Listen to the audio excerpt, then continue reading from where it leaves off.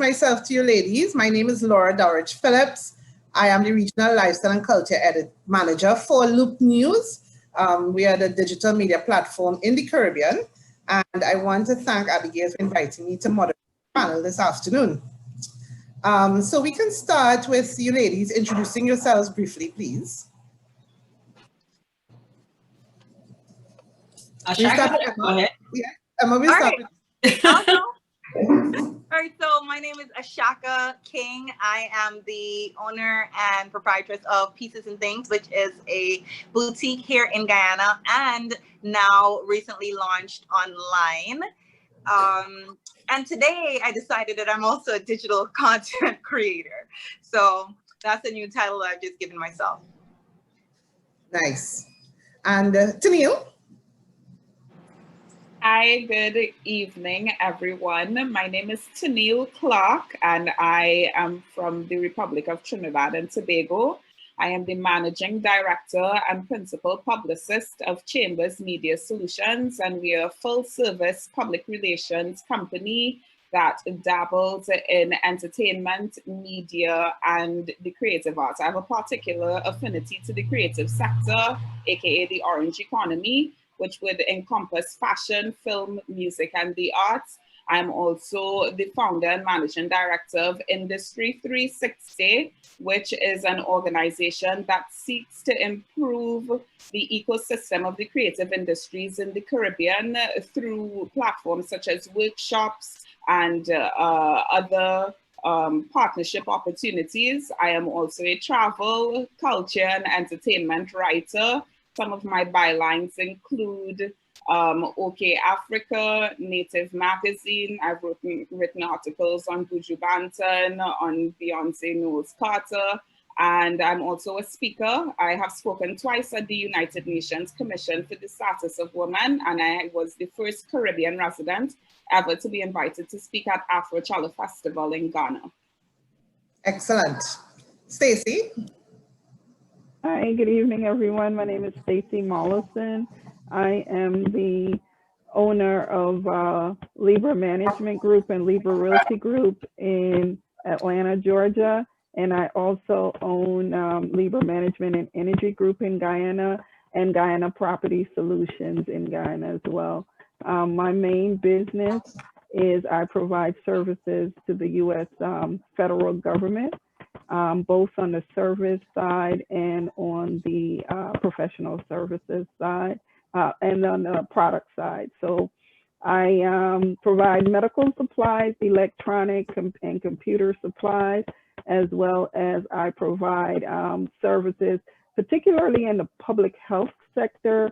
So I have scientists, program analysts, epidemiologists, tons of people working on site at federal agencies, particularly the Centers for Disease Control and Prevention, and throughout HHS as well. And we do work with the US military as well.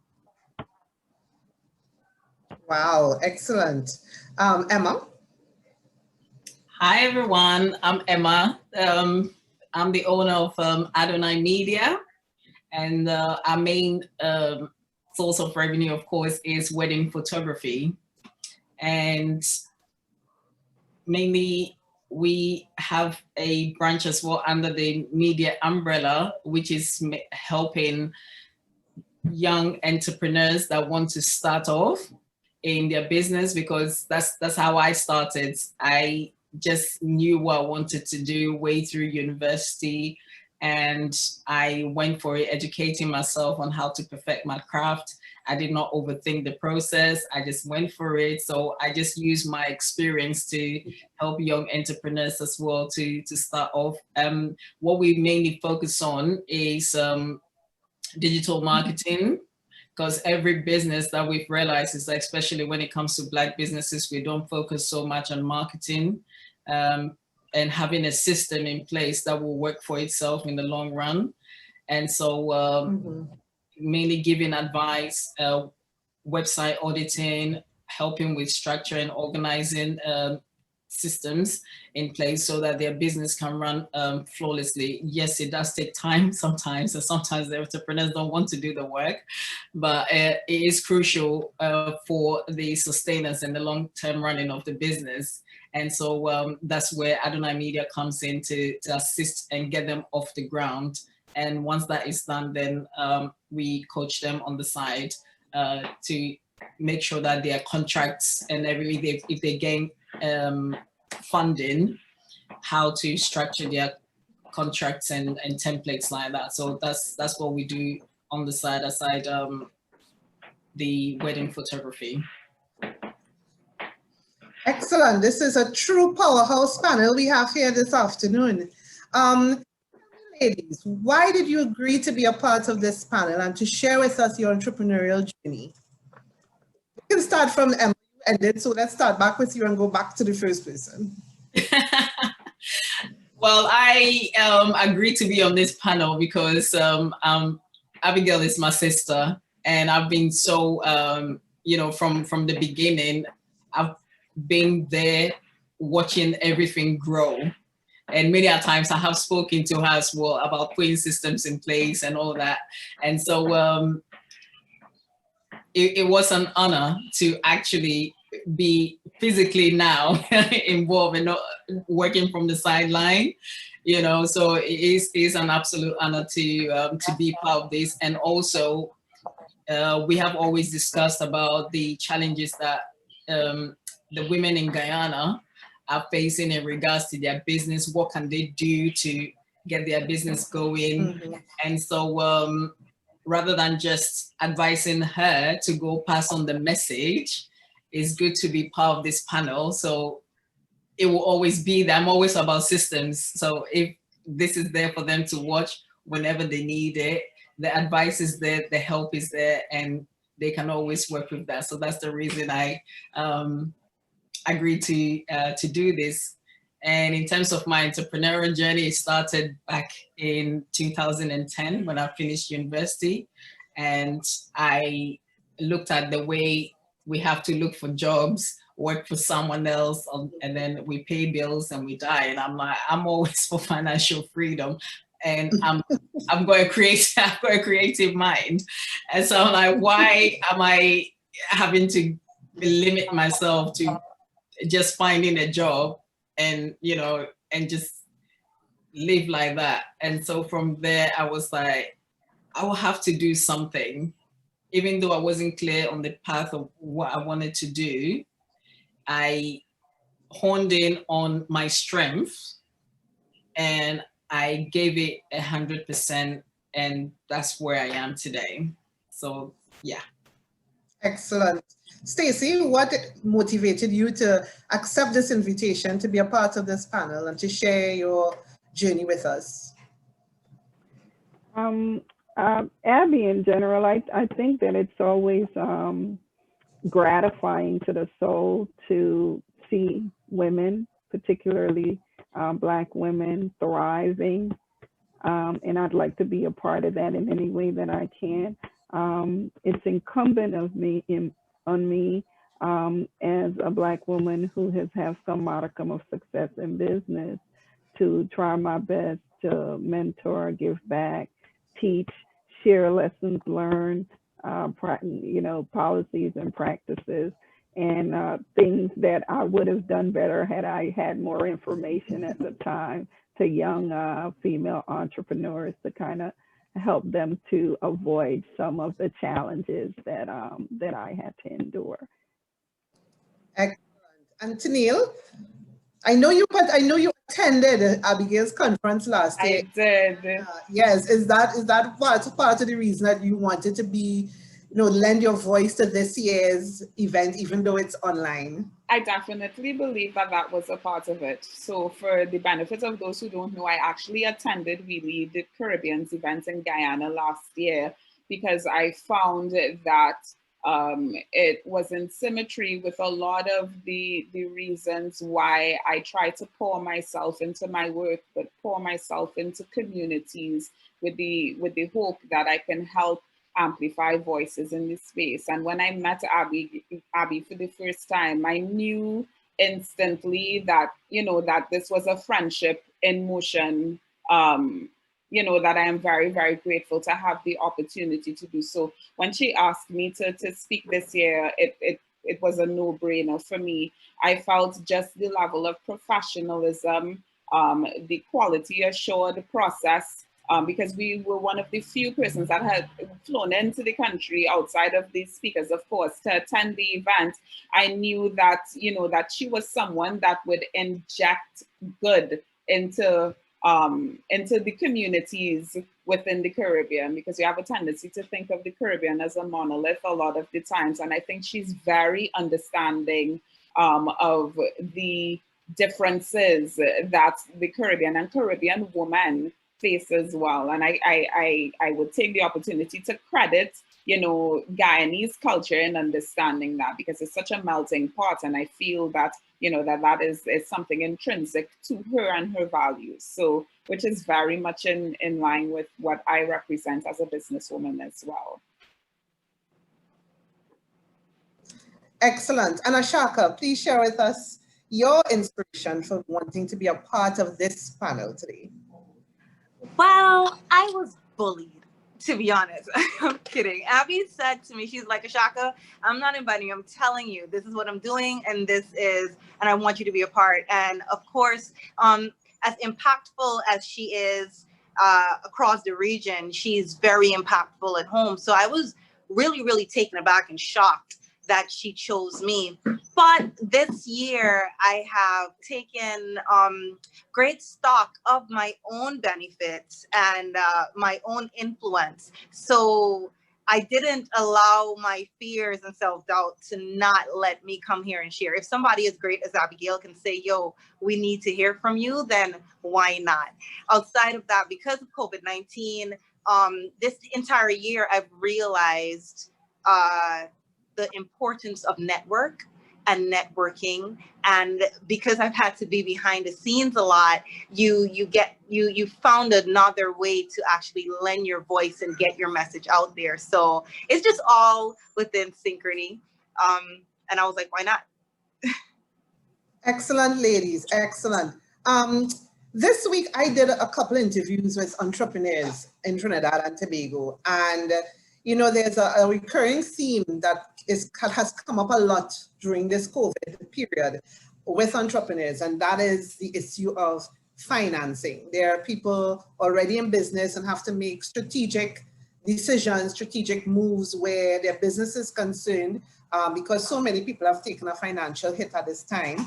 And there are people who want to get into business, want to become entrepreneurs, but don't really know how you go about accessing finance, finding investors. Could you share with us your own experience during this COVID time when it comes to running your business and making those kind of financial decisions, or trying to attract investors or attract funding, or making decisions to make sure that you stay afloat during this time?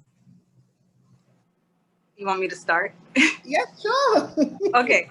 All right. So I have had a brick and mortar location from the beginning of, well, not the beginning, but for a very long time in my career. Okay, so I would have had about 3 stores that I would have moved to in Guyana. And of course, COVID came around and boom, nobody isn't coming into shops anymore. But little did I know, I have been gradually building my social media influence and my presence. So before the term influencer was coined, I was on it, right? So the change to my online store was not only obvious, but definitely necessary. So that's what happened. We closed the doors. It was a gradual change that I was kind of dragging my feet on, but COVID helped me speed it up. So we closed our doors, and we just launched piecesandthings.com yesterday. Well, yeah, for the Black Friday event. Congratulations. Thank you very much. And it went pretty well, because behind the scenes, from the time we actually closed our doors, we were contacting and still selling via WhatsApp, you know, Instagram, Facebook. It was very manual, and coming into the online store from the customer service retail environment, it wasn't that tedious for us, you know what I mean, doing it manually, but the demand has grown and the website only makes sense. So that's what we did to make sure that we stay afloat. You know, gave up the location, gave up the overhead, kept the staff, and kept it moving. Wow. So definitely you pivoted, you know, that is the word. Right. I pivoted. Yeah.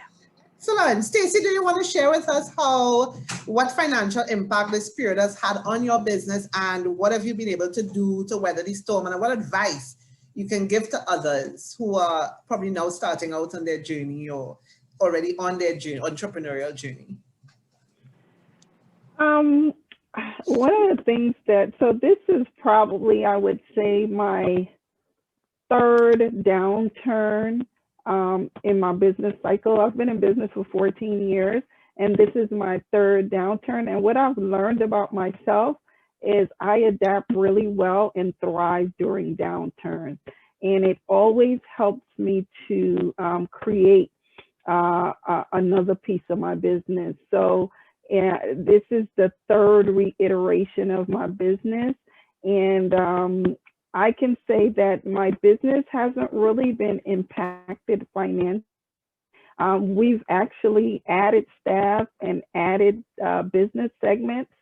We've expanded our product business, and we're actually getting ready to add another logistics side of our business. I'm in the process of doing that. And when you talk about access to capital, I'm in the United States, so I was fortunate to participate in the federal stimulus that they have for small businesses. That helped tremendously. The other thing that I always talk about as I talk to young entrepreneurs is about the lesson that I talk most about to young entrepreneurs is what I didn't know about financial status, access, and preparedness that I wish I knew.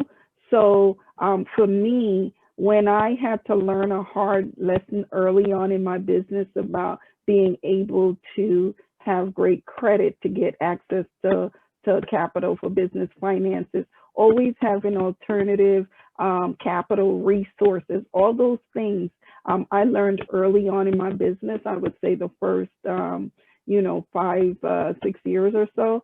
So I've really adapted a process of having a lean back office and processes in place that can adjust and adapt as people come in and out of the system. And that has really helped tremendously in being able to stay profitable, having financial resources.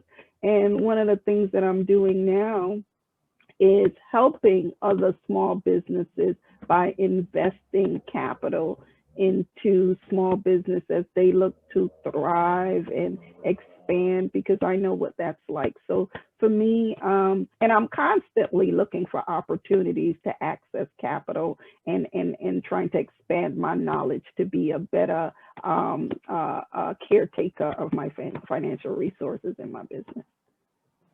So what I'm hearing, Stacey, is that you have been able to, because of your past experiences, you've built up resiliency that prepared you for this current period. Nice. And Tennille, so I know you've worked, Tennille and I know each other. You've worked mainly in the event sector a lot, which was severely impacted by COVID. How have you been able to keep your company and yourself afloat during this time? Well, I have worked a lot in the event sector, particularly in the carnival sector, and obviously that would have experienced a sharp downturn. I probably have had at least 7 planned work trips that were canceled in succession. The funny thing is, right after Trinidad Carnival that ended in February, I was supposed to be going to Puerto Rico for Afro Nation Festival because the Chronics and Zinc Fence Redemption is supposed to be performing there. And I have a client that is within Zinc Fence. And Puerto Rico was one of those places that got really hard hit, but it really made people also sit up and pay attention that COVID-19 was coming and it wasn't a game. And subsequent to that, a lot of trips were canceled. Bahamas Carnival, Jamaica Carnival, St. Lucia Carnival, Antigua Carnival, all of the carnivals in succession. I just saw my trips getting crossed off of the calendar. I think the approach that I have always taken, it's twofold.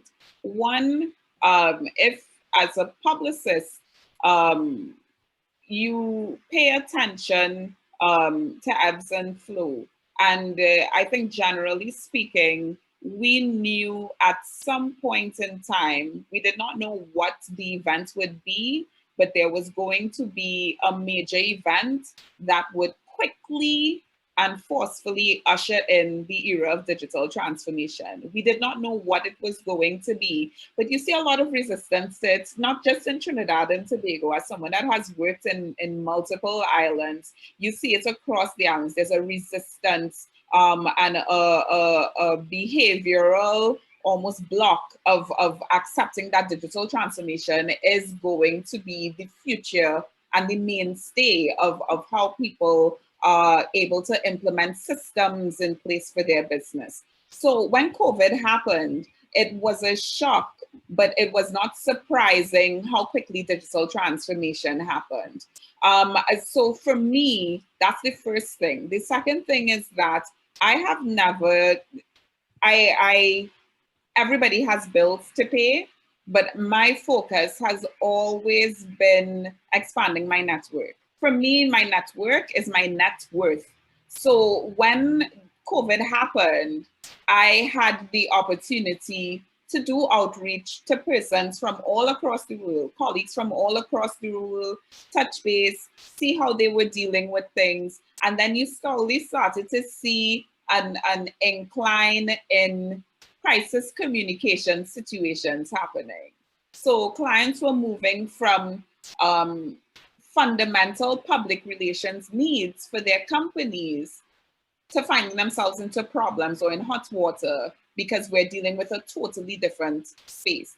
And it's compacted by a number of things. There's COVID-19, there's the Black Lives Matter movement. There's a lot of different conversations and a lot of different missteps that companies and organizations were missing. So I was able to capitalize on those opportunities for my business as well, because we do crisis communications as well. And I think the other thing that we really needed to pay attention to is the creation of opportunities for women, particularly for women of color. I don't know if everybody remembers in April, there was a series of situations that were happening on the global stage with regards to media organizations who were being exposed for falling short on the way that they were treating women POC, women persons of color. And I think it really blew wide open a global conversation on what does equality and equal access to opportunities for women of color. So for me, the enrichment of my COVID experience did not necessarily come from the financial, but I was able to learn a lot more that I could now implement into my own systems to change my own trajectory and to adapt and order to be able to scale, you know, the way that you approach business, the way that you expand your networks, and ultimately how you're able to impact your bottom line.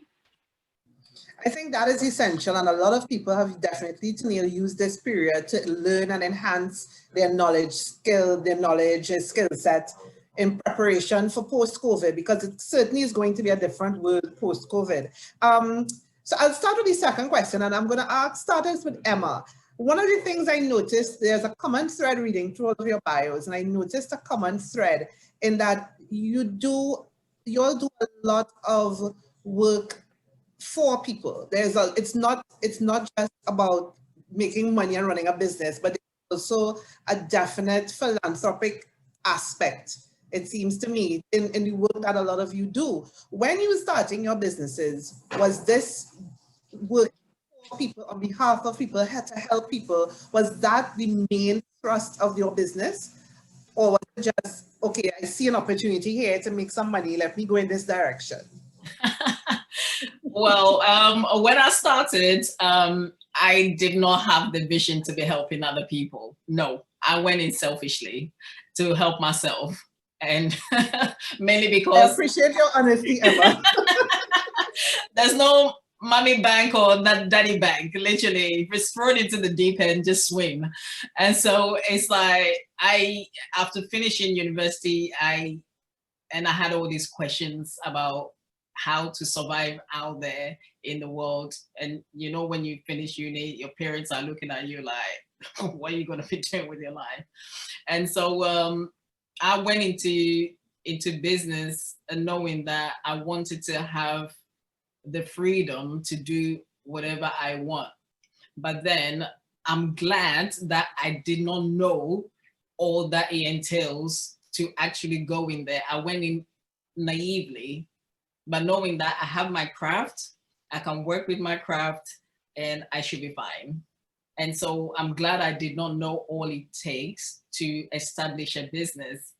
And so the process of learning and unlearning certain aspects of business, learning to register your business, speaking to accountants. Here in the UK, we have the HM revenue. So I'm thinking that's probably your IRS or something like that, you know, and dealing with taxes, organizing your spreadsheets. These are things that if anyone had told me, I would have run for my life. But I'm glad I did not know, because I was at the deep end when I realized these things. I was like, okay, I'm here now. I have to do this. And so the process of learning all of that, I'm like, the reason I was sharing with the ladies at the beginning while we're waiting is that sometimes the way I systemize my work, people actually either think I'm a man, I'm white, and I can't possibly be a Black woman running this. And so it's like learning those processes and having to put them in place. It has taken some time to achieve that, but it allows you to see things from a different point of view, that, you know what, many a times as young people or entrepreneurs in general, we don't really appreciate systems, because systems actually do help your business to be sustainable, and you give the client a much better experience. And one of the narratives that we tend to hear out there is that, yeah, I want to support a Black business, yeah, but the owner was rude to me, or the services, they tell me they're going to deliver at this time and they didn't deliver at this time. And it kind of breaks my heart hearing that, because people want to support us. We have these memes that say support Black businesses, but then we are not focusing on the customer experience.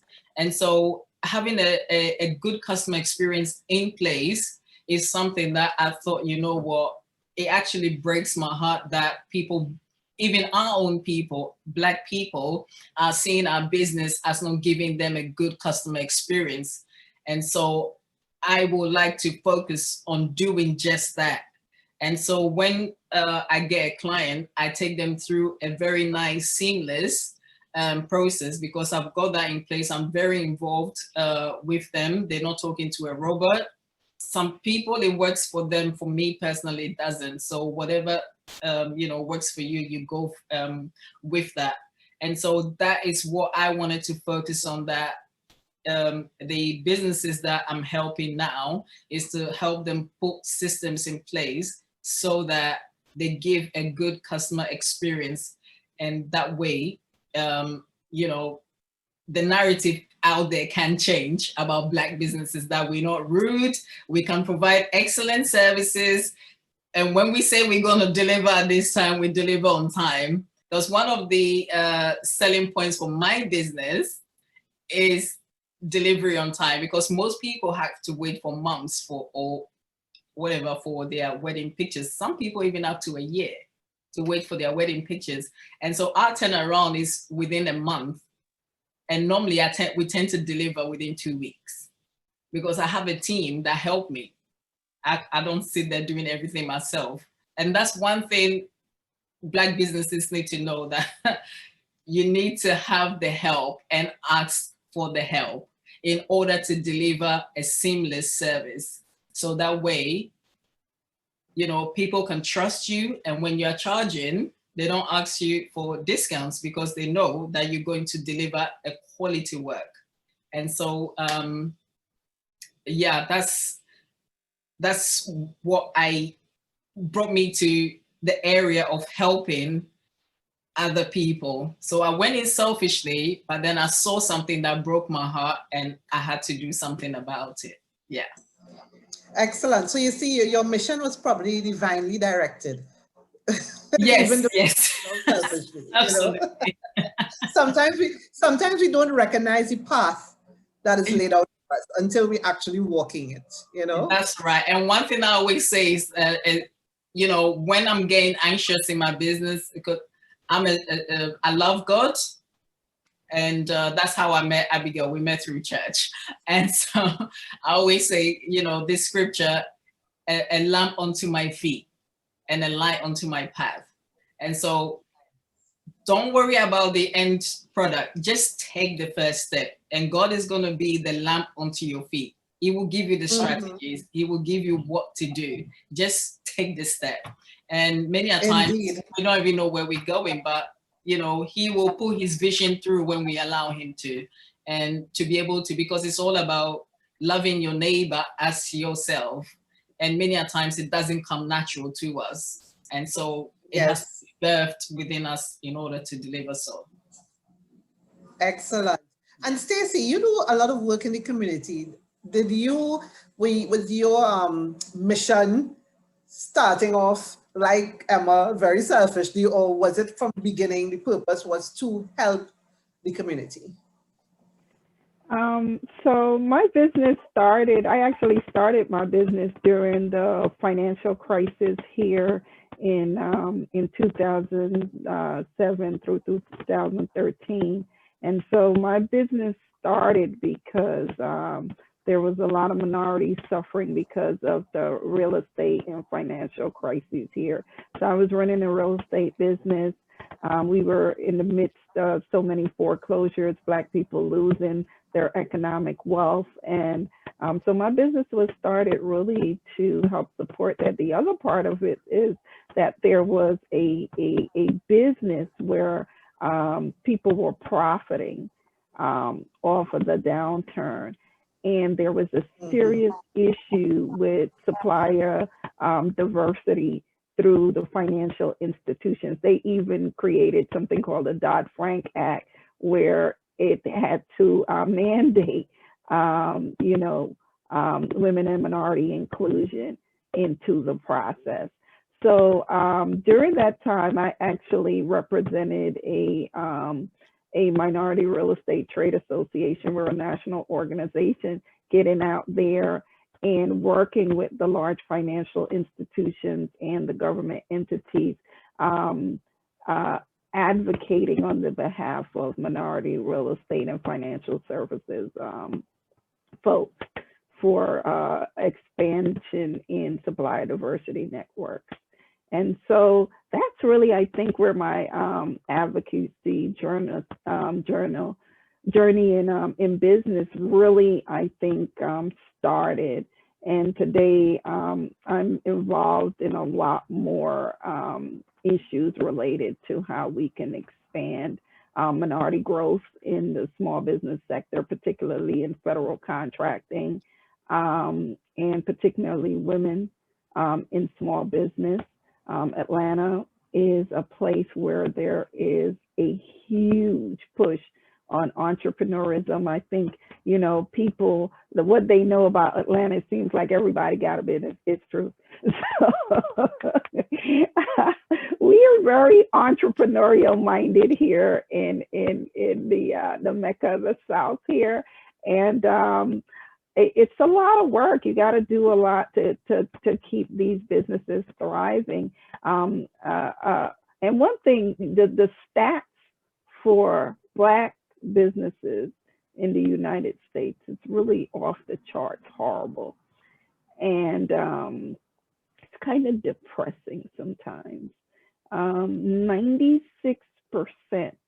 of Black-owned businesses in the United States are solopreneurs. An even greater, a smaller percent has 1 to 10 businesses, 1 to 10 employees, and an even smaller percent have 20 plus employees. Hello? And the challenge is that, you know, there's so many obstacles that support those horrific numbers. And so when you talk about what my giving back is really about educating, you know, women-owned businesses by small Black businesses on things that they can do to stay in the game. It's really hard to continue to be an entrepreneur here. And so we have to like support each other. And I continue to say, particularly, the number one issue is access to capital, right? Access to finances, and poor systems. I'm gonna talk about systems. And so those are the two detriments. And so I really focus on, you know, a long time ago when I started my business during the downturn, I was being mentored by someone who was very, a majority owned business, who was very involved in industry. And when I asked the question, what is the most important thing I need to know about creating a successful and sustainable business? The advice he gave me is something that I hold on to, and I kind of try to put forward to every business owner. And one thing he taught me is that you need to be able to leave your business, go away 3 weeks, a month, whatever, and when you come back, you're in the way. There should be nothing that should happen in your business that is 100% dependent on you being available to do that business. That's really the benchmark for what's considered a successful, what we call ongoing concern, right? And when you think about the stats that 96% of businesses are solopreneurs, we are the business, right? And so earlier in this year, I had to test that theory, not because I wanted to, but because my mom was ill. She was on life support, and I had to exit out of my business. I was really out of my business 45 days, physically, emotionally, everything out of my business for 45 days. Nothing changed in my business. Absolutely nothing. I was at the hospital. I was unavailable emotionally and physically, and my business still thrived. It still went on. The systems held up. The people were able to shift and take on more responsibility. And I think that's what really gives me comfort now in being able to push to the next level. Excellent, Stacey, excellent. And there's that word again, systems, the importance of having systems. So Melanie has joined us, and I'll allow Melanie an opportunity to introduce herself to everyone. And Melanie, also tell us why you wanted to participate in today's discussion. Hi, everyone. Hi. Can you guys see me? No, I'm No. here. Can you see me or no? No. No? No, your video is off, I think. Yeah, there we go. Hi, Melanie. Hi. Very weird day. Oh my goodness. Eastern Guyana time and Melody time and Canadian time got a little disrupted there. Anyway. Hi, everyone. I'm so sorry. How's everyone doing? We're good. We're good. I'm Melanie Gaskin, and I am a communications and sometimes marketing specialist here in Canada. I'm from Guyana, and I'm I'm so happy to just be a part of this. It's just so amazing. I've been talking to Abby about this for I think 2 years, and I really wanted to just to be able to not just provide. Hello, what's going on with my camera? We're seeing you now. No, yeah, something's going on with my. Not just basically provide just some information about just social media and communications and marketing, but also to get to know women that are basically handling their business and doing amazing work all over, on all the continents, and figure out a way that I can be of service. That's literally just why I wanted to just do this, is figure out a way that I can use the skills that I have to be of service. Excellent. So maybe Melanie, I will start with you for this next question. Of course. Tennille spoke about women and how this period has provided so many opportunities for women. Are there any women who would have inspired you along your entrepreneurial journey? Anybody who, proved to be valuable as a valuable mentor example to you in your business? Right. I have several. I've been in corporate investment banking specifically for a really long time, over, both in the US, because I lived in the US and then I got married and moved to Canada. And I had, amazing women that they didn't even know they were mentors at times. Like I would just kind of like pattern, the way I want either my business or my life or just my income around how they're doing their thing, right? Some of them I knew, some of them I didn't know. I worked for a lot of organizations that were very male driven.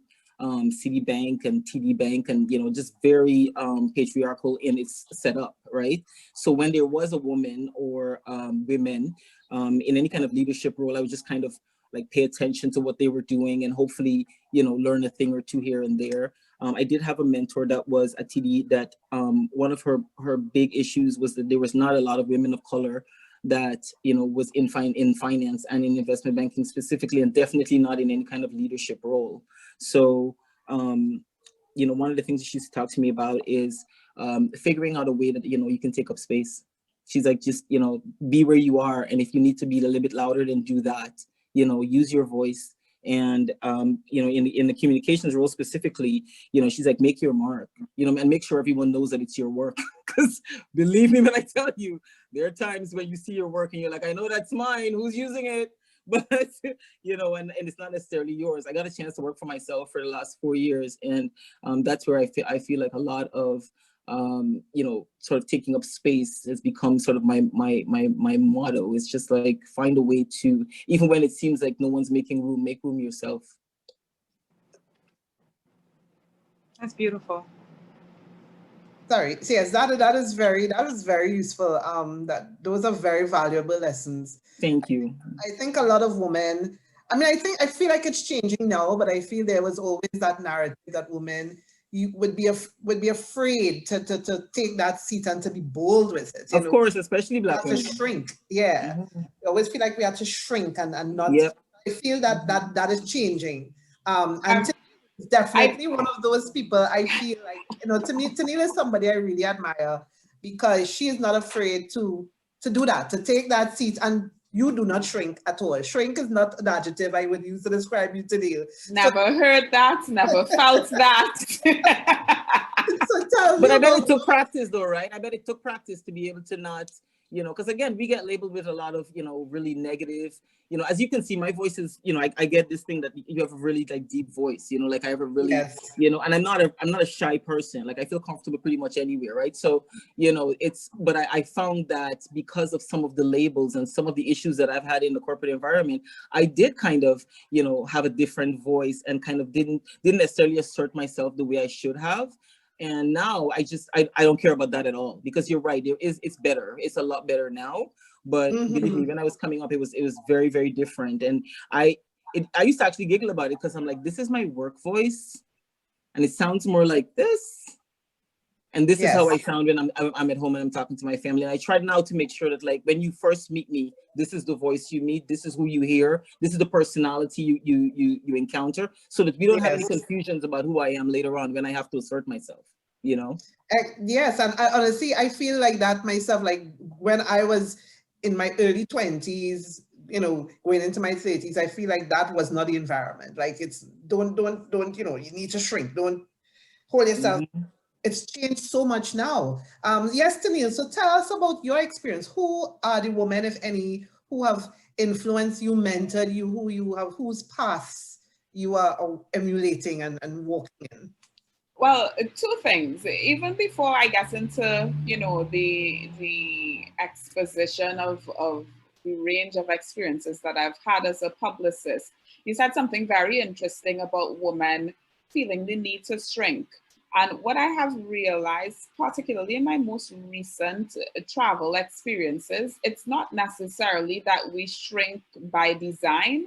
Sometimes we feel as if there's not enough space for more than one Black woman to occupy a space. And I say Black woman, not persons of color, not any other race or ethnicity or any ethnic identity. Black women often feel that there is only one Charlie and the Chocolate Factory golden ticket, and and we have no choice but to either fight to get that one ticket or just wait our turn until the next ticket comes up. And what I have realized is that the most successful Black women are the ones that stay away from that narrative. They are the ones that when they climb, they hand the ladder back down to help others to climb as well. So I have started doing that. And ironically, I do have persons that I do look to, Black women that I look to. I look at Laura, like people like Nicole Duke Westfield. I look at people like Yvette Noel Shaw, who's a very, very dear friend of mine. And I mean, she is the Olivia Pope of music publicity and PR, having worked with Beyonce and Chloe and Halle and Teeks and all these other people. But I also look at my colleagues as well as mentors. I don't wait to see one Black woman who is the pinnacle of success, because I feel success is an evolutionary process of experiences. So I don't feel like I need to look at a Black woman who is at the pinnacle of it to be able to learn something from them. So when I look at people like Danny Kwateng, who is a Ghanaian born media person that works for Teen Vogue. She is one of the senior persons at Teen Vogue. When I look at people like Tiffany Bender, who's also from Ghana, and she's a senior video producer for Condé Nast. When I look at people like Siobhan Charles, who's the director of communications at VSCO company in Silicon Valley, who has Trimbagonian roots, all who are looking to pour their lived experiences into the communities that they want to serve to make it better. That's what I strive for. And that's what mentorship means for me. Mentorship means for me using knowledge transfer opportunities to pass along to those who need it the most, so that they too can leave the spaces much better than the way that they first met it. That's it. Excellent. And Ashaka, do you think, leaving off from continuing Tennille's comment, how important do you think it is for us to provide a seat at the table for other women? You know, the other day I was watching season 4 of The Crown, and I know it's a show, it's entertainment, it's fictional, but there was a comment made by Margaret Thatcher when the Queen asked her, so surely your cabinet will have women, and she said, why? No, they're too emotional. So you as a woman, you was to the pinnacle of politics, but you did not provide the opportunity for other women. That really struck me. And so I want to know, you know, as a businesswoman, how important is it for you to help other women, to provide that seat for them, to pull other women up? Is that something you practice in your business? It actually, not only is it very important, and yes, it is something that I do practice and support when it comes to other women, but it's something that I would have learned the hard way. You know what I mean? I am now on the tail end, coming out of my 20s. And, you know, a lot of, when I got into business at such a young age, I wanted to be fiercely independent. And, you know, I'm a trailblazer. And there's this saying that goes, if you want to go somewhere fast, go alone. But if you want to go far, you go together. And as I have grown and business has evolved and things has happened, right? I realized how important having that support is. and having that network of dependability is. So it came out of not only me giving back and me reaching out, came out of the need and the desire. Like, I know, like Emma said, that support is necessary. And Tennille mentioned passing the baton, you know, giving back the ladder. But sometimes when it comes to, because these other people, they're all connected, you know what I mean? And not one person can have all the information. But like you said, hey, sister, I know this is what you're doing. There's an opportunity here for you. There's a seat at this table. You know what I mean? Because God forbid something is happening, you'll need your sister to lean on also. No man is an island. No man stands alone. And of course, as a woman, I would want other women around me because I understand women and women will understand me. So if you're loving and you see the value of yourself, you're able to show that and you're able to recognize that in your fellow woman. So I want to be surrounded by all the cool girls. I want to be surrounded by all the smart women. I want to, you know, and I want to be one of them too. That is so good. You know, I love, I mean, I don't know the ages of all of you, but I think I'm certainly older than all of you. And I come from an era where the narrative was that women can't get along. Women down, women fight all the time. And I love, one of the things I saw coming out of the Black Lives Matter, two things that I absolutely love, that there's more emphasis on Black businesses and there's more of a movement for women to work together. Something I've been witnessing over the last few years, but more so this year. And I absolutely love it, because that is support. When one wins, everybody wins, right? So we need to help.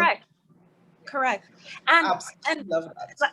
Like what Tennille said, you know what I mean? Looking to your colleagues. I have like a few boutique sisters that, you know, I rely on for advice. But then when it comes to mentorship, there's a lady called Miss Ava Marie Lindy that's in Guyana. She's full of wealth and knowledge. So I reached out to her. She too has been giving back to the community. You know what I mean? So she's like an auntie figure in the business community, and then I'm able to be a big sister to somebody that's now up and coming, and then I have a tribe of sisters around me. So yeah, it's very important, mentorship, to be mentored and to be a mentor. Right. So Emma, we've heard about we just spoke about mentorship. You spoke about systems. Stacey spoke about being resilient. We spoke about pivoting. What are some of the other lessons that you would have learned in business that you can pass on to other entrepreneurs that people definitely need to know? Right. So one thing I have learned is that do not be afraid to ask for help, because we spoke about shrinking.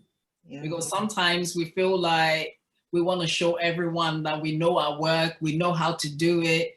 And so we kind of like running on the treadmill, not going anywhere. And so earlier on in my business, I had the opportunity to photograph the Belgian under-21 football team. So I was on their training camp, and I did not realize how big the whole thing was until I came home and people were like, "Oh, where have you been?" I said, "I was in the Belgian football camp." They're like, "What, Emma? That's amazing!" And for me, it just went right over my head. I was there to do a job, you know. I focused on it and I did the work. And when I came back, and people were asking me where I've been, and I was telling them where I was, that's when I realized that actually, this is not a small football team like I thought it was. I was thinking it was some backyard, you know, football team, whatever. But they're actually, these guys are going to be ushered into the national football team. And so that is big. And so I was like, oh my gosh, this is big. I need to now produce like these portraits of them. I need to do an amazing work with the portraits. And so I was just burning myself, trying to make sure that the portraits look better than any portraits I've ever produced. And so I was speaking to my mom, and I'm like, "Mom, the portraits are not coming out the way they should," because for me, it's like, they're not looking good. And she was like, "Have you sought help?" And I was like, "What do you mean help? This is my work. It needs to reflect me. I need to do the work." And she's like, no, Emma, you don't have to. Get someone to assist you, tell them your vision, show them how it's done, and let them run with it. And that was probably one of the best advice I've ever received. Mama knows best, of course. And when I did that, the work we produced was so incredible. And I felt like, you know what, from now on, I'm not going to try and put everything on my head and make it happen. And just many times it's just for self-gratification as well. Like, oh, look at what I did. But at the end of the day, even though I had a group of editors assist me to produce the work and not burn myself out, we were able to deliver on time. And that's where I started birthing the idea of having the systems and producing work on time. Because then I was like, I've seen other photographers do the work themselves. And that's where it takes time. So no, this is not how it should be. We need the help. Get the people that that are smart in an area that you're not. I know I'm good at editing, but I cannot produce the work as fast as others could, like having the helping hand. And so ask for the help, get people that are smarter than yourself, who have expert in an area that you want to accomplish a work done, and get them to assist you. And also, it's very important to be disciplined and organized. It's not easy. It doesn't come natural to us. And that's one thing I had to learn very quickly. So I can't be lazy in this. You know, if it's going to go far, the work has to be put in. And also, do not run after shiny objects. Don't see this opportunity and run after it. Don't see that. Just once you've circled around a little bit, because sometimes I understand it's hard for people to find what they like, what they enjoy doing. So I understand, but that moment should not continue forever. Once you find what you do, focus on it, get good at it. And then if you want to move on to something else, because people do that all the time, then do that. But don't run around burning energy and not going anywhere. And so, yeah, those are some of the valuable lessons I have learned so far. Work smart, not hard. That's it. That's it. Stacey, you've built up such resiliency. You've been through so much. Tell me the number one thing that you've learned on your journey that other entrepreneurs need to know. I think there's the foundational stuff you need to know about running a business, access to capital, processes and all this stuff. But on the personal development side, because I think there's two parts to a business, right? There's you, the entrepreneur, and then there's the actual operations and functionality of the business, right? And those two things kind of feed off of each other. You lead with who you are as the business owner, right? Your business is a reflection of you. So I think one of the most significant things is, what are you doing to address who you are in the business? So I think there's three things that I like to say that entrepreneurs need to know about personal development and who they are. When Tamia was talking about, and Melanie was talking about women shrinking, right? I think women, we put that on ourselves. 9 times out of 10, women put that on ourselves, right? And here's a classic example I always talk about, right? Going to a simple job interview. When a woman steps into the room for a job interview, she has all these questions.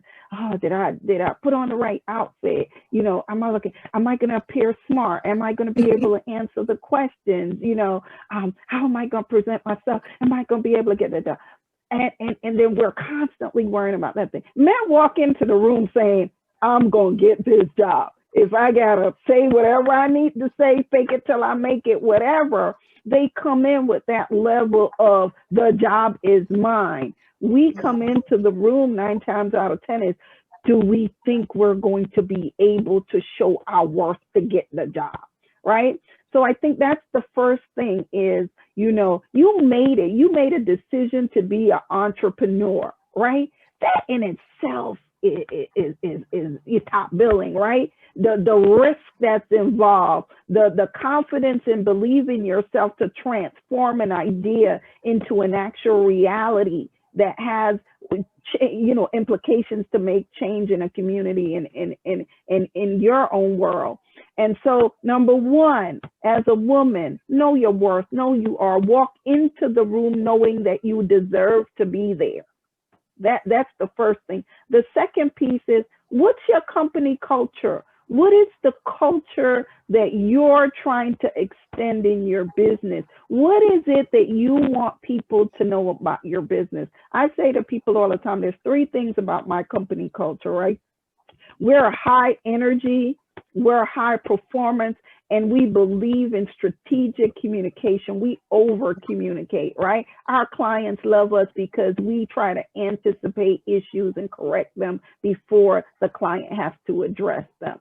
So communication. So what is the company culture that you're setting? The thing that your employees, the people that you work for, that when they think about you providing a service, a product, whatever it is that you're doing, that's the thing they remember about you and your company. What is your culture? What's the idea that you're setting forth?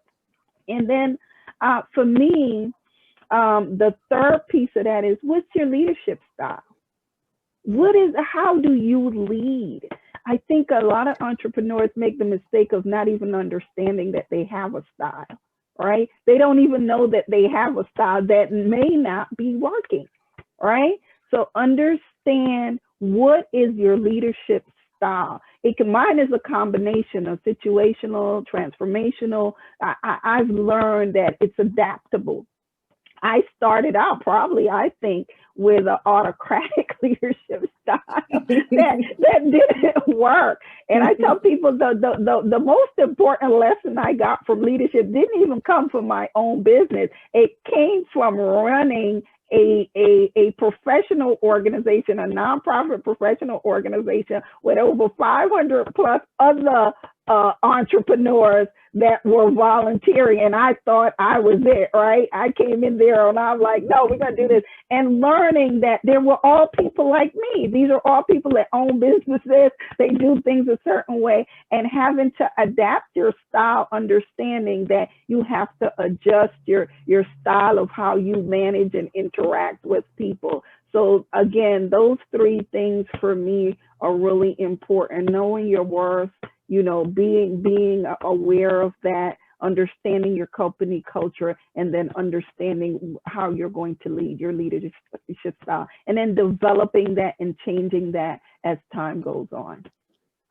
That is very, very, very insightful, Stacey. Melanie, piggybacking off of what Stacey said, you know, talking about women, you know, us undergoing that self-development, being aware of ourselves and being confident. What are some of the critical issues you think women face in business?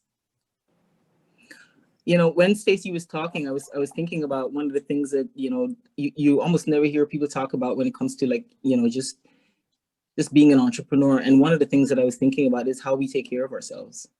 You know, I'm also, in addition to all the other stuff that I do, I'm also a personal trainer. And I see myself and other entrepreneurs just sort of running, just constant. It's just first of all, the fear of failure, but the constant, because everything is on you, the lack of actually taking care of ourselves. And one of the things that I got really committed to last, you know, few years ago is like, yes, there's going to be all these other things that I'm going to be responsible for professionally, but I'm also the one person here that actually matters, like, you know, with regards to this business. So I have to take really good care of myself. And I've had professional women come to me and they're just, you know, not in good health, you know, just, you know, really struggling to actually find time to look after themselves and their business, because they put their business before everything else. And I have to constantly go, what if you were to drop dead today? What happens to the business? And who would care? You know, would your family be more concerned about the business, or would they be concerned about your life and, you know, your health? So, you know, that's what I was thinking about also when Stacey was talking about, you know, just, you know, the things that you need to do. You can be an amazing leader if you're actually demonstrating really good core values and actually taking care of yourself also, because people are watching. you know, the younger people, the you know, your juniors, the people that you lead, they're all watching to see how are you taking care of yourself. What do you prioritize, you know, as far as, you know, a business person or entrepreneur, however which way you want to put that. But in addition to that, is I try really hard, and this was very difficult for me because, you know, as the other person, I forget her name, was saying is, you know, you think you can do everything, but I've actually now found so much value in surrounding myself with people who know more than I do.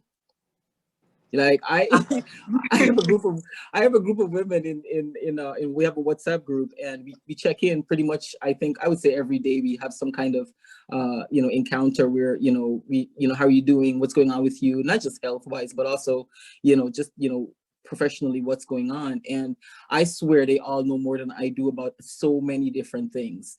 And I'm like, I'm here to learn, you know, as much as I know, I'm still here to learn. I want to know more about, you know, whatever is going on with their business and how I can support them, and try to be someone that they can come to and say, hey, you know, you have expertise in this area. What do you think about this? And for me to be able to do that too, because listen, you know, when you're trying to start something, whether it's a, you know, a personal training business or, you know, a communications consulting business or whatever, there's always going to be people who, you know, there's going to be doubt in you, but it's also going to be people who know more than you do. And I am constantly trying to find those people, like, who are you? What do you know? Why don't I know this? You know, tell me more about this. Like, what do I do? You know, Yes. And I'm finding that women are a lot more open now. Before we were very like, I'm not going to share this because what if she tries to steal my thing or whatever? But we are a lot more like, hey, take this stuff from me and run with it and tell me how it served you, and figure out a way that, you know, what you have can serve me. You know, I have a friend that's a lawyer, and she, you know, I asked her the other day, I said, you know, she has her own practice. And I said, well, you know, what's going on with your business? How are you marketing yourself? And, you know, what are you doing? Because of the pandemic, it's probably difficult to get, you know, clients, and what's going on. And she was like, I was actually going to come to you and ask you, you know, how do I market myself online, and teach me how to do social media and all that stuff. And it just happened that I kind of thought about her when I looked at, you know, the world right now. And that's the thing that I think is really important, is that we surround ourselves with people who, you know, who just know stuff, who, you know, that can help us, and also who we can help. But don't think of it as like, I'm going to take from you. It's like, how can I serve you? How can I be of help? You know, even with the personal training part of it, like, you know, people say to me like, okay, I gained 10 pounds in the pandemic. How do I lose that? And that's stuff people pay me for. But I also know that right now might not be the best time to try to, you know, make money off of that. Like, just help people. I'll just give people advice, like, do this, do this, do that. Yeah. All right. So we have a minute. Well, we're actually supposed to be wrapping up right now. But before we go, very quickly, I want each of you to tell me just one thing very quickly. What, if you had to do this over, what would you do differently? Let's start with Emma, and we'll go right around. So Emma, one word, what's different? One thing I will do different is a bit more organized and disciplined, because you save yourself a lot more time and you're not doing things haphazardly. And so you know, it takes a lot of discipline, as I've said before. And so all that time wasted, that when you say you're going to do something, owe it to yourself to do it. And that's one thing I would do differently. Yeah. Stacey, one thing you do differently? Balance. Balance. I think Melanie just said it. I tend to be on the side of working too much and not focus. I learned late to focus on taking care of myself. Now I'm real good at it. But if I were to do one thing differently, is I would strike a better balance between having a more holistic approach to business. Excellent. Tennille? Not necessarily a verb, but what I think I would do differently is to wrap myself in an air of gratitude. A lot of times we don't realize how far we've come until we kind of look back. Like, sometimes I read my bio and I'm like, girl, you realize how much things Yes in the last 5 years? Cool yourself now. Chill out. Like, you're a bomb. You're the bomb. So that air of gratitude, because for me, gratitude is the nucleus of every other possible thing. Gratitude will help me rest more. Gratitude will help push me where I need to be. Gratitude will help me understand that doing the good work and doing it in a quality assured way is the only resume that I will ever need. Gratitude is what will connect and continue to expand my network. And gratitude is a great foundation for legacy building. And for me, that's what I'm concerned about right now. I'm in my late 30s now. So I am concerned about what kind of legacy do I want to leave behind that will enrich and improve the quality of lives of persons and professionals that come after me. So I have to have an air of gratitude around me for that. Excellent. Melanie, quickly. I love one that. thing you would do. I would do something about self-doubt, because I'm constantly questioning. And what she just said was really true, because, you know, I look back now, I look at my bio and I'm like, you're amazing. What are you doing? Why are you so constantly doubting? Like, I really would work on, and even now I'll try to teach anyone that, you know, comes after me that I can mentor or whatever. It's just do it. Just do whatever it is you're thinking. Don't even question, just do it. And if it fails, don't even think of it as a failure. It's a learning experience. Just do it. Because Nice. the doubts will keep you inert, and it's just awful. It's awful. Yes. Especially if what you were thinking Sorry. of, you look back. No, especially if what you were thinking of, you look 5 years down the road and you see someone doing it and not even doing it as well as you could have done it. It's the worst. Yes. Yes. Ashaka. Melanie, you're so right. It's definitely the worst. And one thing that I would have done differently would have been, I would have been reading more. You know, I would have been immersing myself in as much knowledge, because that would give you all the confidence that you would need, because there's nothing new under the sun, right? True. And sometimes we make it so freaking hard on ourselves trying to figure everything out when it's all in books. So for me, financially, I would have made so much money, right? At the times when there were peaks and I didn't know what to do with it. And now, it's all there in the books, you know what I mean? And I'm like, damn, if I had known that earlier, I would have been able to apply, you know. Grateful that I still have, you know, years ahead of me, but it's like, you know, you could have made your journey a little easier if you had just read. So books like Think and Grow Rich and The Secret, Seat of the Soul, just books, just read. I would have definitely been reading more. I've been reading a lot this year. Thank God for COVID-19, got my ass to sit down. And I've been just reading a lot. So yeah. Ladies, thank you so much for sharing your experiences, Thank you so much. Importantly, sharing, giving us all of this insight. I feel very bold and empowered. I feel like I can go and start my own business now. Let's go! You all are amazing. And I think, you know, definitely there's a lot to learn from you all. I mean, we could talk for the rest of the night. You all are very inspiring. And I want to thank each and every one of